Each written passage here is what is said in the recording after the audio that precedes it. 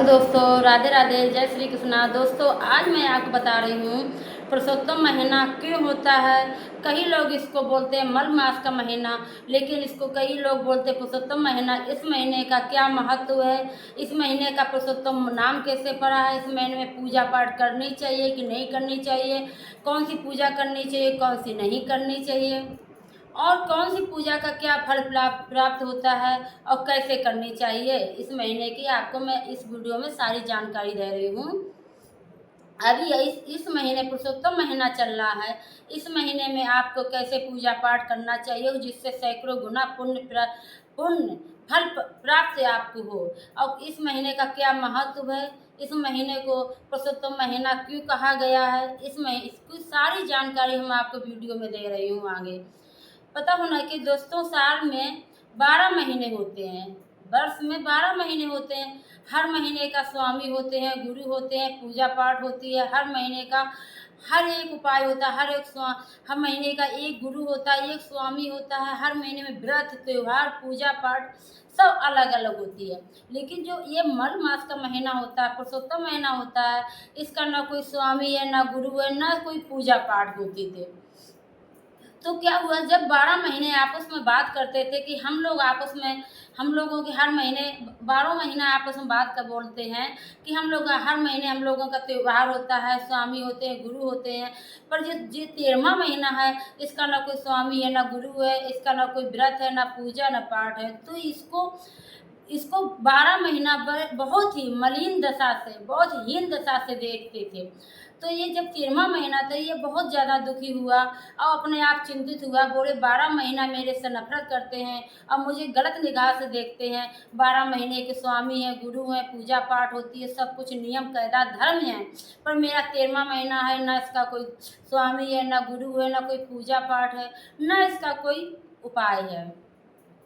तो दोस्तों ये अपने आप में बहुत ही क्रोधित हुआ, बहुत चिंतित हुआ कि मेरे तो कोई ना पूजा पाठ करता है, ना कोई उपाय है, ना कोई इसकी मतलब कुछ भी इसका नियम कायदा नहीं है। तो ये एक बार ये अपने आप में बहुत क्रोधित होकर भगवान विष्णु के पास गया। अब भगवान विष्णु के सामने जाके रोने लगा, हाथ जोड़ के खड़े हो गया और रोने लगा। बोला भगवान 12 वर्ष में 12 महीने होते हैं, हर महीने का पूजा पाठ होती है, हर महीने के स्वामी हैं, गुरु हैं, व्रत हैं, कथा है, भागवत है, नियम है, कायदे हैं, सब कुछ है। पर जो मेरा 13वां महीना है, इसमें ना कोई पूजा करता है, ना पाठ करता है, ना कोई इसके स्वामी है, ना कोई गुरु है। और बल्कि जो 12 महीने ये मुझको बहुत मलिन दशा से, हीन दशा से देखते हैं, मेरे से नफरत करते हैं। स्वामी मुझे बहुत अफसोस होता है कि मुझे क्यों बनाया गया है, मैं कैसा महीना हूँ। भगवान विष्णु के सामने खड़े होकर ये 13वां महीना जो है, जिसको मलमास का महीना कहा जाता है, ये भगवान विष्णु के सामने खड़े होकर रोने लगा। अब भगवान विष्णु से बोला, प्रभु मुझे तो लोग बहुत गलत निगाह से देखते हैं, मेरा कोई धर्म नहीं है, कोई पूजा पाठ नहीं है, कोई स्वामी नहीं है, कोई गुरु नहीं है, मैं किस लिए बनाया गया हूँ, मेरा तो कोई महत्व ही नहीं है। भगवान विष्णु बड़े सोच में पड़ गए, उनको दया आ गई, भगवान विष्णु को दया आ गई और भगवान विष्णु बोले, जाओ आज से तुम्हारी पूजा होगी, जैसे 12 महीने की पूजा होती उसी तरीके तुम्हारे महीने में भी पूजा होगी। और तुम्हारा जो नाम मल मास का महीना है, इस महीने को नहीं, आज से मैंने इस महीने को अपना नाम दे दिया। मेरा एक नाम पुरुषोत्तम है, मैंने इस महीने को पुरुषोत्तम नाम दे दिया है। इस महीने को अब मलमास के नाम से कोई नहीं पुकारेगा, पुरुषोत्तम नाम से पुकारेगा। और इस महीने में जो कोई भी कथा भागवत पूजा व्रत दान पुण्य करेगा, उसको यज्ञ के समान फल पुण्य प्राप्त होगा। आज से तुम्हारा जो ये महीना है, इसको मैंने मल मास का महीना हटा के पुरुषोत्तम महीना का नाम रख दिया है।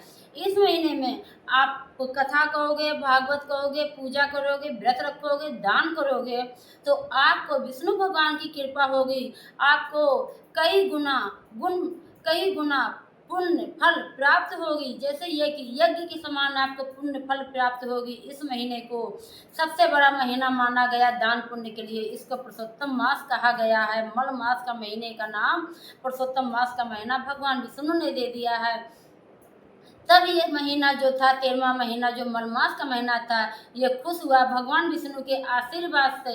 इस महीने को पुरुषोत्तम मास का महीना कहा जाता है। इस महीने में आप व्रत रखोगे, पूजा करोगे, दान करोगे, पुण्य करोगे, कथा कहोगे, भागवत कहोगे, तो आपको काफ़ी गुना पुण्य फल प्राप्त होगा। और इस महीने में कोई भी शुभ काम करने से आपको घबराना नहीं चाहिए। आप कथा करवा सकते हो, पूजा पाठ कर सकते हो, दान पुण्य कर सकते हो। आपको विष्णु भगवान का नाम लेके सारे काम कर सकते हैं। इस महीने को विष्णु भगवान के नाम से जाना जाता है। मल मास का महीना अति उत्तम महीना है दान पुण्य के लिए। सभी लोग इस वीडियो को देखना, सभी के पास शेयर करना, और मेरे शारदा साधना चैनल में आप सभी लोगों का स्वागत है। सब्सक्राइब कीजिए। इसी तरीके आपको हर एक पूजा पाठ के विषय में जानकारी नई नई मैं आपको देती हूँ। और मेरे वीडियो को देखना, मेरे शॉर्ट वीडियो को देखना, आपको बहुत सारे अच्छे अच्छे आपको कमेंट मिलेंगे। पूजा पाठ के नियम कायदा आपको पता कर चलेंगे। आपको क्या क्या उपाय करके अपने भाग्य को चमका सकते हैं। श्री राधे ओम नमः शिवाय।